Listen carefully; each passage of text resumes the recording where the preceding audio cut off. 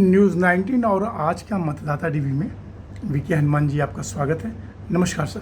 नमस्कार। सर, धार्मिक कार्यों में आपका काफ़ी कई दशकों से 2 दशक से ज़्यादा ही मैं देख रहा हूँ आपका लगाव है। जो कांवड़ यात्रा है सर, इसके अनुशासन को लेकर कुछ बोलना चाहेंगे आप? देखिए, हमारे भारत की संस्कृति और संस्कृत का सवाल आता है, और जहाँ भारत की संस्कृति हो तो कांवड़ यात्रा भारत की संस्कृति में आता है। क्योंकि इस पर कहना तो ये समझिए कि एक समुद्र में डला फेंकने के बराबर होता है। ये श्रद्धा का, भाव का एक आयोजन होता है। भगवान भोले के नाम पर कांवड़िया जल लेकर के आते हैं और बड़ी श्रद्धा भाव से लेकर आते हैं, और उनकी शायद मनोकामना भी पूरी होती होगी, तभी ये हमारा मेला आगे बढ़ता जा रहा है। तो मैं तो इस आयोजन पे सबको शुभकामनाएं दूंगा कि सबकी शुभकामनाएं इसमें बनी रहें सबका, और बड़े डिसिप्लिन के साथ जो प्रशासन इसको निपटाता है, मैं प्रशासन को धन्यवाद देता हूँ कि वो प्रशासन इस कार्यक्रम को बड़े निपुणता से इस कार्यक्रम को पूरा करती है। पूरा करती है। सर, 2 तारीख को जल है, पूरे देशवासियों को क्या शुभकामना संदेश देना चाहेंगे कि भगवान भोले की कृपा सब पर बनी रहे? देखिए, शिवरात्रि का त्यौहार है, ये पूरा देश नहीं पूरा विश्व मना रहा है। मैं इस वर्ष पर शिवरात्रि की ओर से सभी को, देशवासियों को शुभकामना देता हूं कि भोलेनाथ सब पर अपनी दया बनाए रखें, अपनी कृपा बनाए रखें और उनकी मनोकामना पूरी करें जो बड़ी श्रद्धा भाव से उन पर जलाभिषेक करते हैं। मैं तो देशवासियों को यही शुभकामनाएं दूँगा। सर, 2 सवाल और।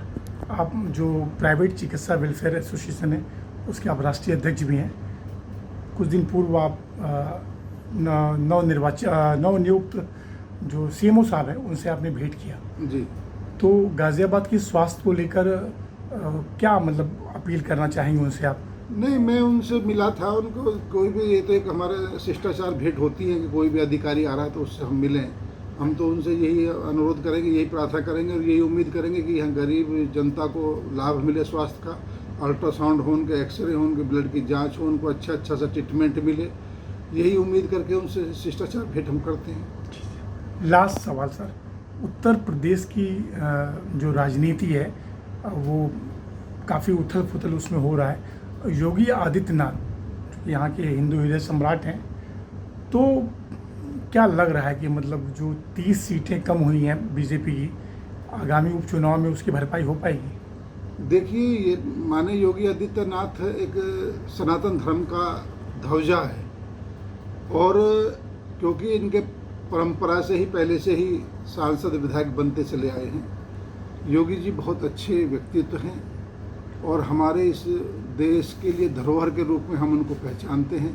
जहाँ तक ये नुकसान की बात है, ये हमारा एक भ्रम रहा लोगों का कि, और भारतीय जनता पार्टी का भी भ्रम रहा कि हम तो जीत ही जाएंगे। देखिए, चुनाव होता है, चुनाव में जब पहलवान खड़े होते हैं तो उनको ये भ्रम नहीं रहना चाहिए कि मैं जीत ही जाऊँगा। ये भी होना चाहिए कि मैं हार भी सकता हूँ, और जिन लोगों को भ्रम रहा वहाँ सीटें हारी। उत्तर गाज़ियाबाद में जो उपचुनाव होगा निश्चित तौर पे बीजेपी जीतेगी? देखिए, मेरे हिसाब से तो जीतनी चाहिए, लेकिन अगर अच्छा कैंडिडेट मिलता है और जनता के बीच का कोई कैंडिडेट आता है तो कहीं ना कहीं बीजेपी को नुकसान होने की संभावना रहती है। और अगर बीजेपी जनता का काम करे, अधिकारियों पर ही बोझ न डाले, स्वयं अपना जनप्रतिनिधि चुनता है तो आदमी इसलिए चुनता है कि भाई हमारे काम होंगे, हमारे बच्चों का एडमिशन होगा, हमें कहीं दिक्कत आएगी तो हमारा जनप्रतिनिधि काम आएगा। और जब ये जनप्रतिनिधि हमारी जनता काम नहीं आएंगे तो जनता इन्हें ठुकराने का काम करती है।